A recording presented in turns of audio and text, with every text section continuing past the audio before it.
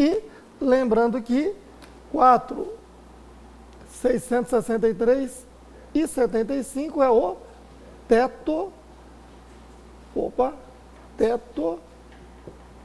máximo. Então, se a pessoa ganha mais que isso aqui, digamos R$10.000, se desconta 11% sobre 4.663 e o restante não vai incidir. No entanto, quando a pessoa se aposentar lá no futuro, o máximo que vai, o valor máximo da aposentadoria é de 4.663. Portanto, quem ganha acima disso aqui deve se precaver fazendo uma previdência complementar, facultativo. Certo aí? E item A3, ó, tabela de cálculo de salário família. Se a pessoa ganha até R$ 725,02, cota aí de 37,18. Se a pessoa ganha acima deste valor até R$ 1.089,72, R$ 26,20. Aí vocês, mas como pode a pessoa estar ganhando menos que o salário mínimo, né? Não pode ganhar menos que o salário mínimo, mas isso aqui é a remuneração do mês. Então, de repente, a pessoa faltou 10 dias, né? Que descontada a falta está dando 725. Então, vai receber uma cota de salário família um pouco maior, porque salário família é para trabalhador de baixa renda, para quem ganha no máximo até R$ 1.089,72. Para quem ganha assim, mesmo tendo dependente, não receberá salário família, certo? É um benefício da Previdência Social. E a tabela do imposto de renda retido na fonte, que está no A6, tá? E aí, a alíquota de 7,5%, 15%, 22,5% e 27,5%. Já usaremos aí a tabela. Vamos logo à prática. Primeiro, vamos preencher aqui a folha de salários, porque sobre a folha de salário vai incidir INSS patronal, não vai? E também descontar INSS do trabalhador. E sobre a RPA, que é a folha de autônomos, vamos descontar INSS e vai incidir INSS patronal. Sobre recibo de Prolabore, descontamos INSS do trabalhador, do segurado, e vai incidir INSS patronal, então, sobre esses 3 itens. Aí vamos preencher a guia da Previdência Social GPS, calcular o FGTS na GFIP aqui, e recolher o imposto de renda no DARF. Em seguida, vamos contabilizar tudo isso. Então, vamos logo, porque é muita coisa para calcular. Vamos lá. Aqui está o cálculo da GPS, que é a parte mais trabalhosa. Tome logo nota, faça um print aí, anote isso aqui, para você acompanhar cada cálculo deste aqui, para que, baseado neste exemplo completo que eu vou fazer, você possa fazer o exercício de fixação, certo? E aí, aqui vamos desenvolver os outros cálculos, certo aí? Vamos nos situar assim, um por um. Aqui na folha de salário, primeiro o João. Observe aí que na própria página 5, está lá a informação, ó. João tem 2 filhos menores de 14 anos e esposa, o seu salário é de 9.000. Então, vamos logo colocar o salário do João de 9.000.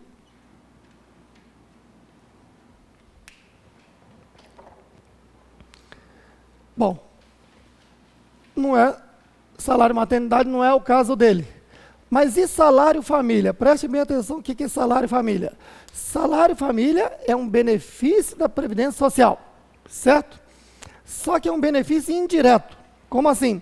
Diferentemente da aposentadoria, que o segurado vai receber direto da Previdência Social, no caso do salário família, não. Salário família, quem paga a ele é o patrão, a empresa.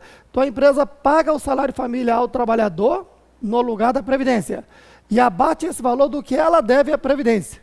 Então, a Previdência está pagando indiretamente. Por isso, temos que incluir o salário família aqui no contra-cheque, na folha de salário. Certo aí? Tá bom. A quem é devido o salário família?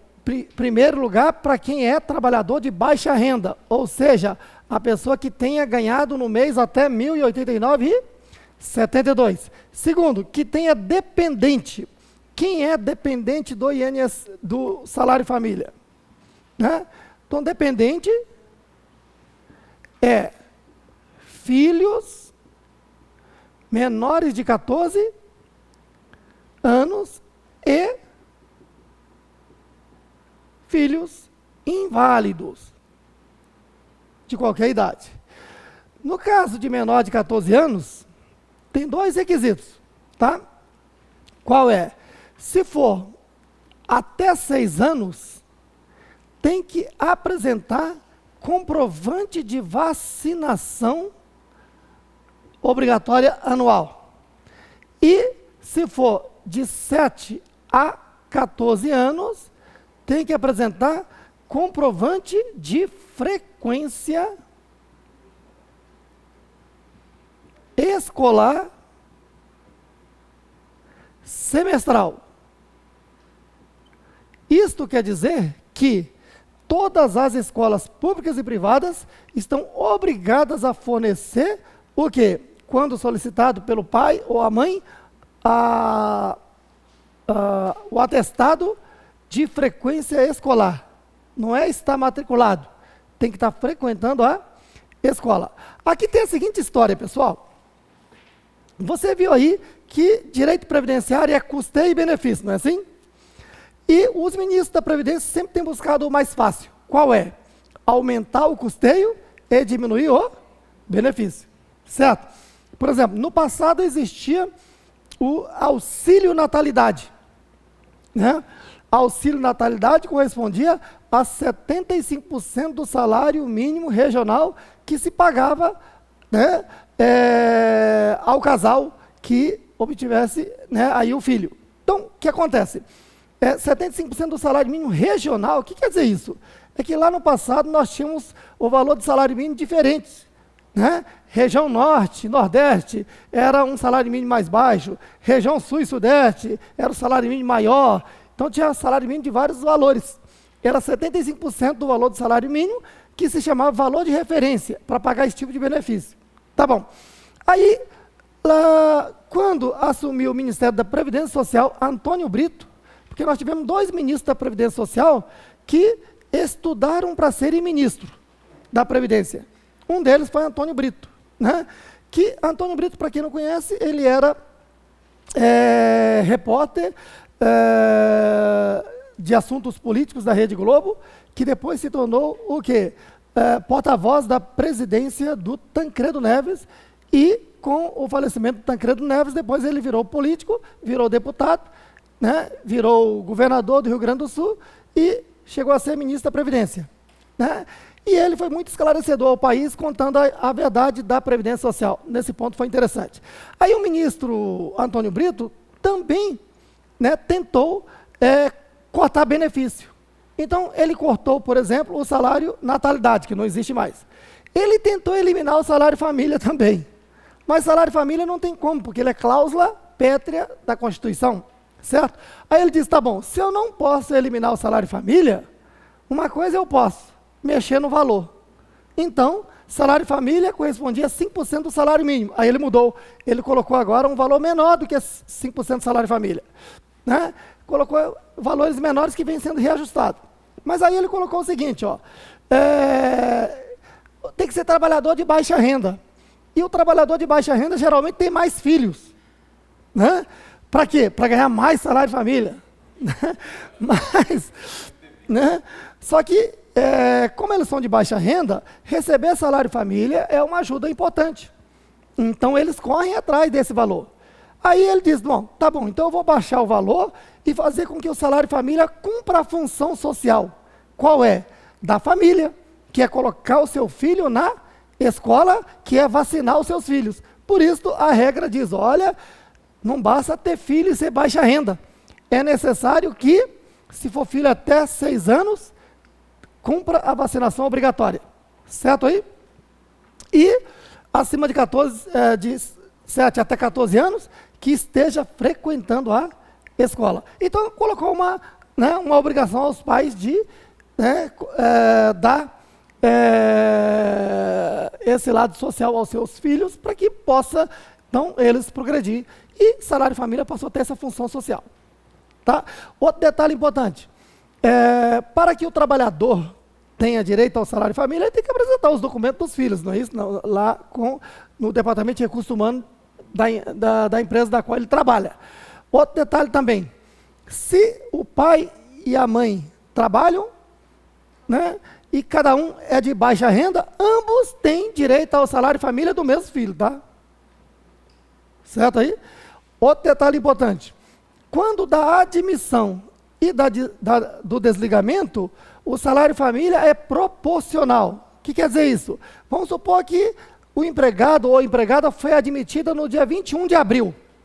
Do dia 21 de abril ao dia 30 de abril são 10 dias apenas, concorda?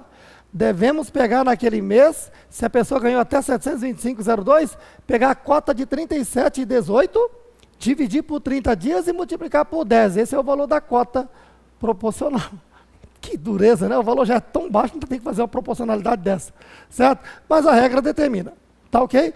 Bom, então salário e família é isso. E aí, como é que funciona então? Se o empregado é de baixa renda, tem filhos menores de 14 ou inválido, tem a cota salário e família. A empresa paga esse salário e família aqui no contra-cheque e abate esse valor do que ela deve à Previdência. Por isso é que a gente vai calcular aqui, ó, INSS do segurado, da empresa, e desse valor eu desconto o quê? Benefício pago em folha, salário e família. Da mesma forma, o salário e maternidade. Salário e maternidade, né, a empresa paga esse benefício à mulher no lugar da Previdência Social e abate esse valor do que ela deve à Previdência. Por isso, do que ela deve à Previdência, item A mais B. Desse valor, podemos abater benefício pago em folha, salário, maternidade. Certo aí?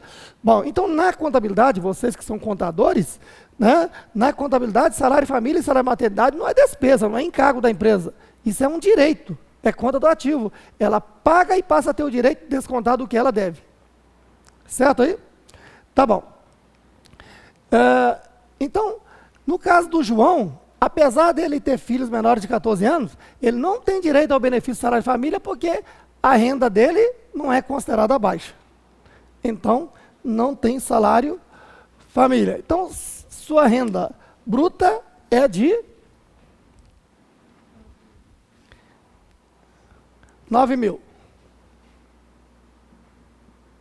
Agora vamos descontar o INSS. Vou colocar aqui como sendo o primeiro item a descontar. Vou até colocar número 1 para você lembrar que é o cálculo de número 1 aqui, ó.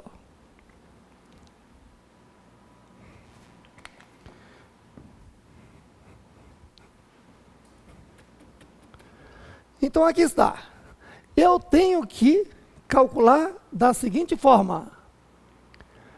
Pego o salário de contribuição e aplico o quê? A alíquota para encontrar o valor do INSS a descontar. A primeira questão que você tem que saber é o que é salário de contribuição. Então, primeiro, raciocine aqui comigo, ó. Veja, o João é homem, né? Até que se prove o contrário. Mas aí, tá aqui, o João, né? Ele vai ter que contribuir por quanto tempo? 35 anos. Tá? Então, isso aqui é o tempo de contribuição. E tudo aquilo que é caracterizado remuneração ao longo do tempo, tá certo? Incide INSS. Incide INSS. É base para a contribuição do João. Então, o que é que seria a remuneração ao longo do tempo? O salário dele, certo aí? Horas extras. O que mais? Adicionais. Adicionais. Como? Adicional noturno. O que mais? insalubridade e que mais? Periculosidade.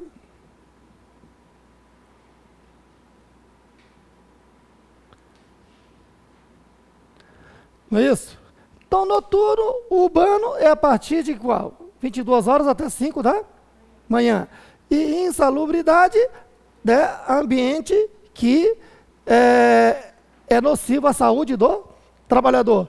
E periculosidade, ambiente que é nocivo, né, causa perigo à integridade física e mental do trabalhador. Então, na verdade, no âmbito do direito do trabalho, tá certo? Ele não pode receber os dois, ele recebe um ou outro. Na verdade, ele vai receber o maior dos dois. Certo? No campo do direito do trabalho, o empregador não precisa ter dúvida, é o maior dos dois. Certo? Bom, tudo isso aqui é pelo tempo, não é isso? Tá. O que mais? Comissões.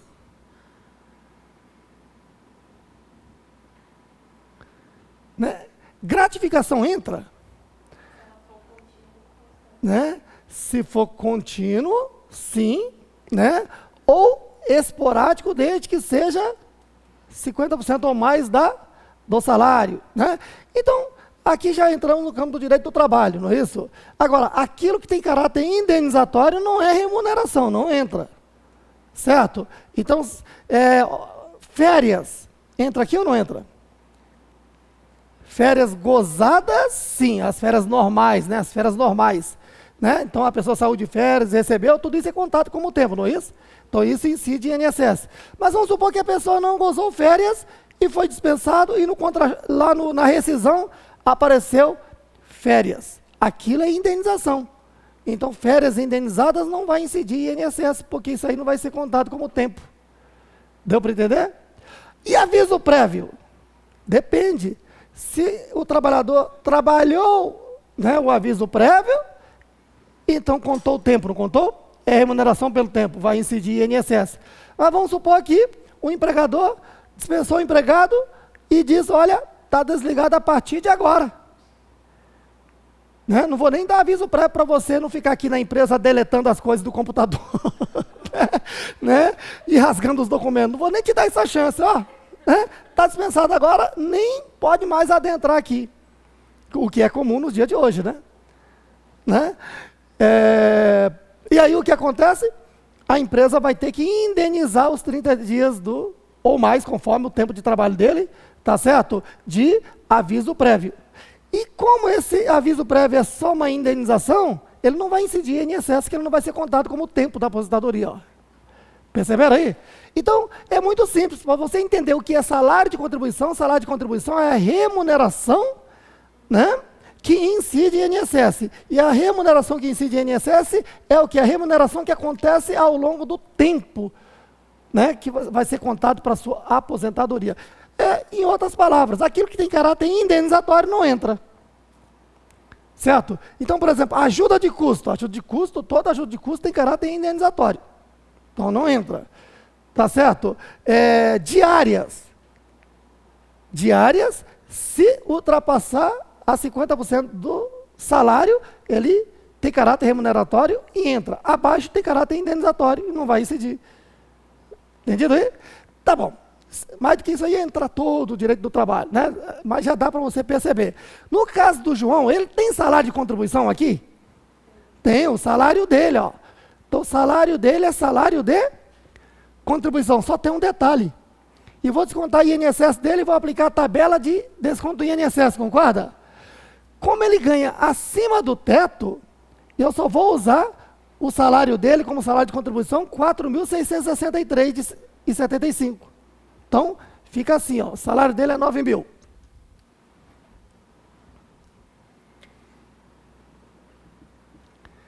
Então, desses 9 mil, vou calcular sobre 4.660,75. E aplico a alíquota de 11%. Pronto, o INSS que eu vou descontar dele, quem tem calculador? 513,01.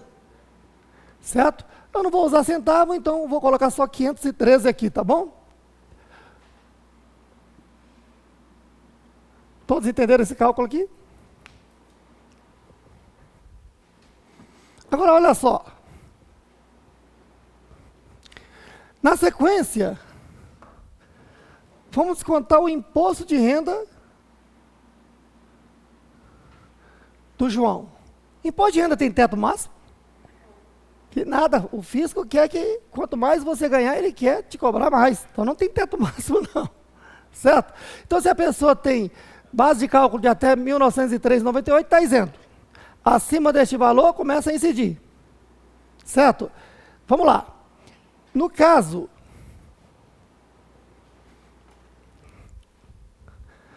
a primeira coisa que eu tenho que fazer aqui, nesse cálculo do imposto de renda retido na fonte, é o quê?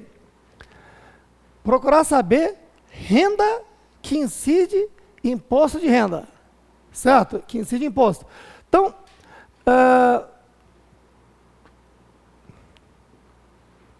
renda tributável, ele segue basicamente, né, quase a linha do INSS. Salário de contribuição não é remuneração? Tá? Então, veja, essa tabela aí é para incidência sobre a renda do trabalho. Né? É a chamada tabela progressiva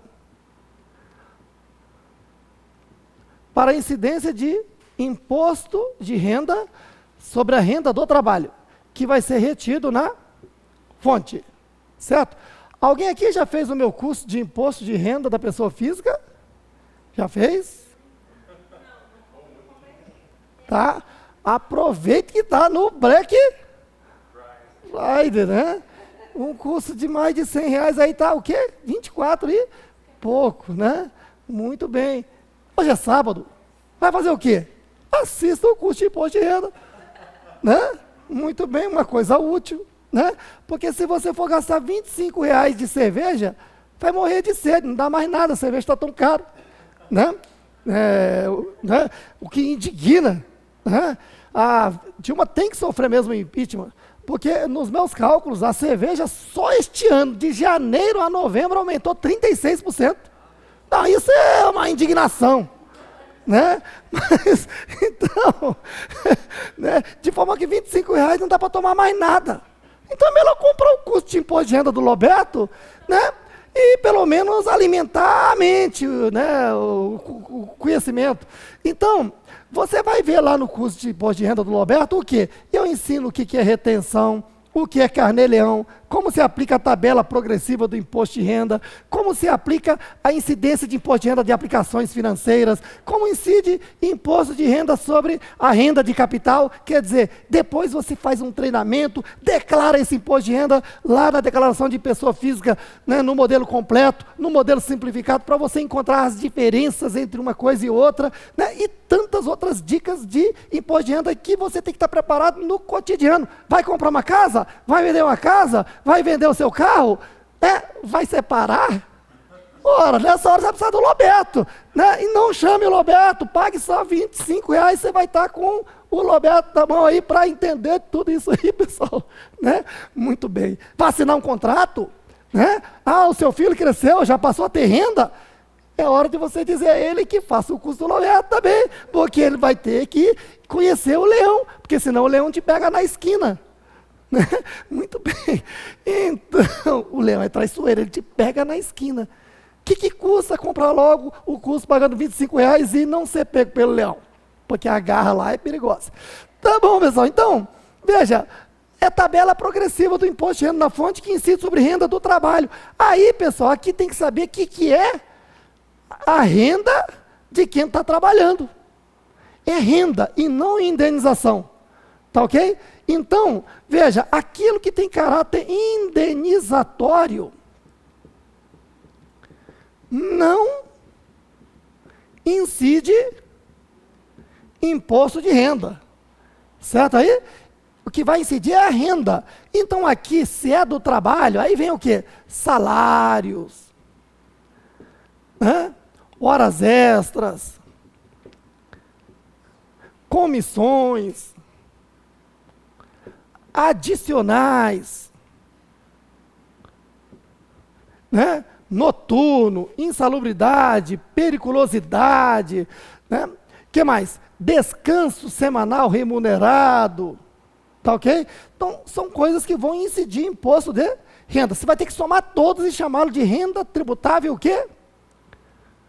Bruto. Então, no caso, entrou somente o salário, que no caso do João é 9 mil. Certinho aí? Tá bom. Agora,